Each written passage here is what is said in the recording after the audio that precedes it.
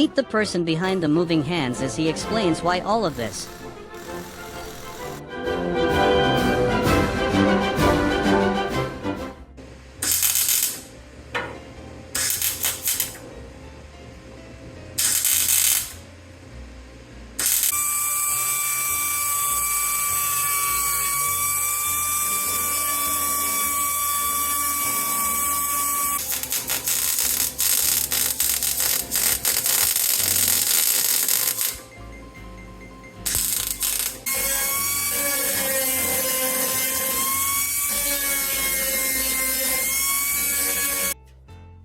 All right, gang, so first of all, here I am. It's not just my hand pointing at stuff, so I do exist, me along with all my beautiful helper women. They stop in now and then to give me a hand. So what I thought I'd do is take the time to kind of go around the vehicle and discuss what has been done since we started this venture. And then maybe explain my intention with these videos, because I think that's important. We'll get to that though. So let's just kind of do a review of the vehicle. So when we got it, it was a whole car. So I dismantled everything, pulled the engine. It's all sitting over in that corner over there. That messy corner over there. But as we recall, if we come up here, of course, both rocker panels, well, basically, imagine just if it was sitting in salt water for like the last 50 years. Everything from about this tall and down was just rotted away. So there wasn't any good geometry, any good structure to really work off of. So I had to find datums. We talked about what a datum is so that I could register and get the rockers installed correctly. But other stuff had to be done before that, like this is that front portion of the rear member. That's critically important. That was all rusted on both sides, so that had to be fixed before you could get into replacing the rocker panels, because these register everything and tie the rear end of the car into the front end of the car. So lots of stuff like that had to be had, and of course the leaf spring mounts, all that was gone, so I had to make sure that that geometry was in place. The fenders were bad around the edges. The quarter panel, you remember that horrific Bondo job that I was working with. There was a twist in the body that I had to get out. I had to do that by cutting the transmission tunnel. You'll remember that this section of the footwell on both sides was all gone, so this is all new. Going around, same thing, the footwell was all gone, rocker was gone. I put in a new cross member here. The quarter panel again was gone. I'm saving the B pillar. Again, around this inner fender was taken off of the donor vehicle. This area has been rebuilt, and remember the surprise when I found out this had all been in a wreck at some point. Oh, let's see, we keep going. I replaced the patch there. I replaced this piece was gone. So that's the kind of a summary of what's been fixed. And the exciting point or part of this is that I'm running out of stuff to do. Oh, this was a big one too. It's not cleaned up yet, but if you'll remember, there was a huge hole here, and I've fixed that. And that was a complicated repair, and there's a video about that. So yeah, there you have it. Battery boxes, they're always gone, so they're fixed now. This section was a surprise. there's a video about that, but basically this piece here was taken from the donor vehicle. So this is all new. You can see the weld line here, because again, much to my surprise, this part of the car had been in some sort of wreck and fixed terribly. So there you have it. The bright side, as I was alluding to, is that I'm running out of stuff to do on the body, which is a great thing because that's a milestone. Once the body is done, getting fixed with all the rusted parts and frame straightened and all that stuff, it's going to get taken outside. We're going to sandblast the whole thing, every nook and cranny of it, then coat it with OSPO to keep the corrosion away, then do some coatings on it, 2-part epoxy, that type of stuff to protect the body while I do other stuff. I don't think I'll do the final painting, but certainly get it protected so I don't have to worry about it. We're in Florida here, and it's coming into summer where it's 99% humidity all the time. I mean, any bare metal will flash within 6 hours. So that's got to be taken care of.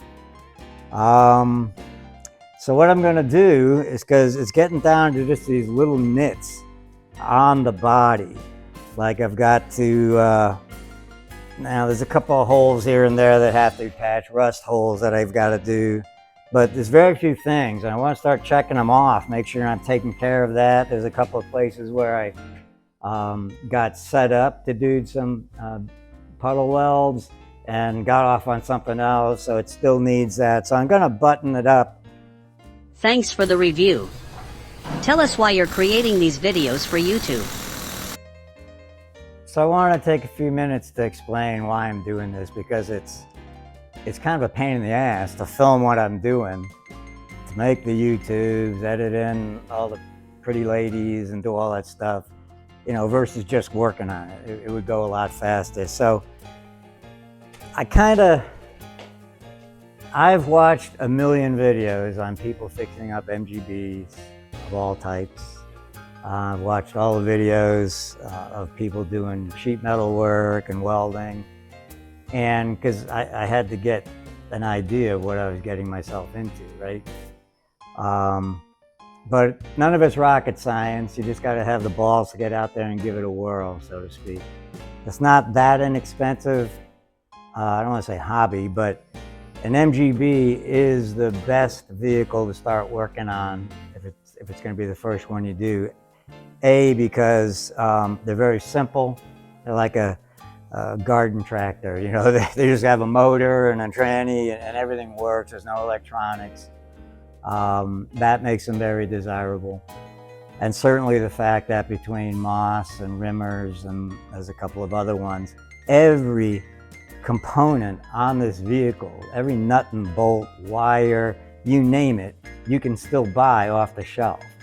So, you know, if you don't want to fix any panels yourself, just buy a brand new one. You know, I mean, that's the other beauty of working on these cars in particular.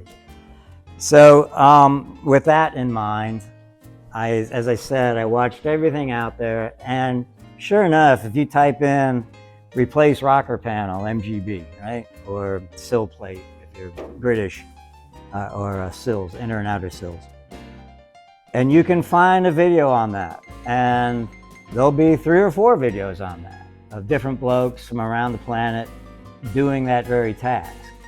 And it ranges from chuckleheads who are doing this with the camera all the time, you know, getting seasick as you're watching it, or they don't explain any why they're doing what they're doing. They just kind of do it, and you get to see them, you know, drill some holes, and you get to see them put in some welds. That's about it. You don't really get the technical reason for why it's going in the way it is. So, as I said, I'm an engineer, and I thrive on that stuff. I mean, I got to know why I'm doing something, not just how.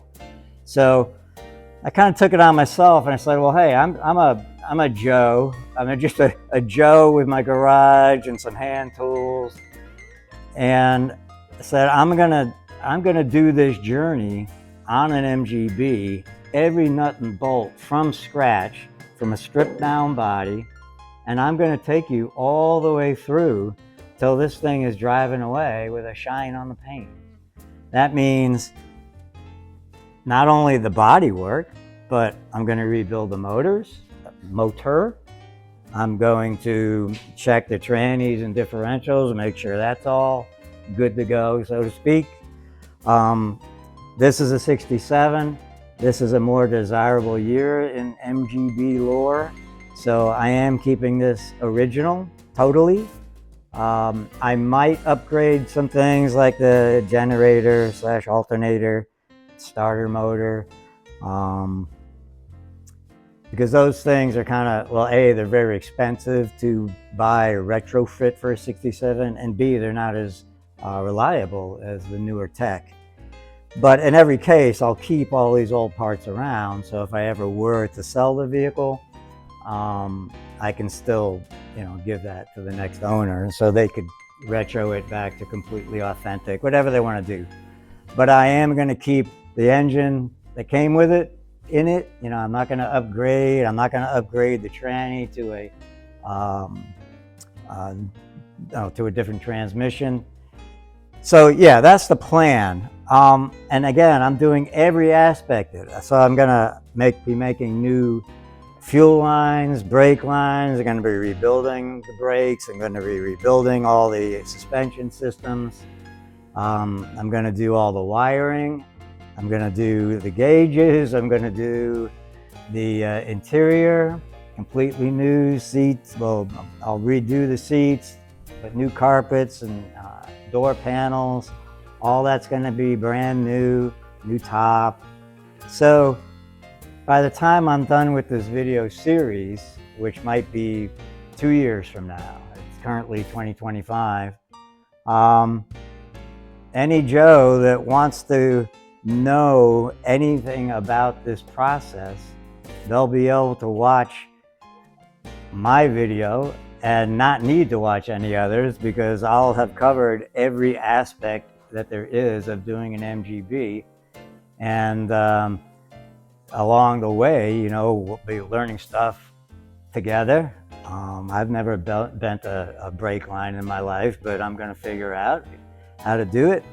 I know something about wiring, but I'm going to pass that knowledge on to you. So it's going to be a one-stop set of videos, everything about fixing up an MGB. Now, having said that, I've put some links in my descriptor section, and there's a couple of blokes that I've watched their videos, and I've found them really useful. And you can see them. I keep them in every episode so you can see links to them. And there's like 4 or 5 of them. These are the people that, above all the other fluff that I've watched on YouTube, these people really know what they're talking about.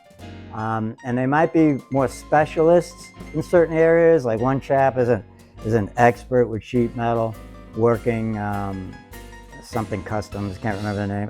Can't remember any of the names. Another guy is, I think he was an ex-race car mechanic or race car driver. I think he's out of Belgium. And he is a wizard at the mechanics of the MGB. I mean, truly a wizard. So, I look to him to see how to do the mechanical stuff. So check him out. What else have I got there? I got this guy, is an old guy out of Canada. His name is Wayne something or other. What's interesting about him is he was fixing up an MGA from scratch. Similar nonsense that I've had to deal with. The engine's bad, the body was bad. And he's just a bloke in his garage that he has a little bit of all the skills that you need to do this thing. And he's not real good about posting, but what he does out there is pure gold. I mean, it's all very good stuff to know. So that's the intention of this. I plan to release the videos for every 4 or 5 days, so that you can join me in this excursion. You can say, oh, and if you've subscribed, you'll get notified that I release something. And as I said, if I'm releasing these every 4 or 5 days for the next 2 years, it can be a bi-weekly part of your life, is to tune in and see what John's been up to on that damned MG of his. So there you have it, gang. That's thought I'd take this break just so you get an understanding of where we've been with this mess, but where we're going. I mean, I'm in it to the end, and you're going to be with me all the way. So thanks. Hope that helps. Please join us regularly for this adventure together.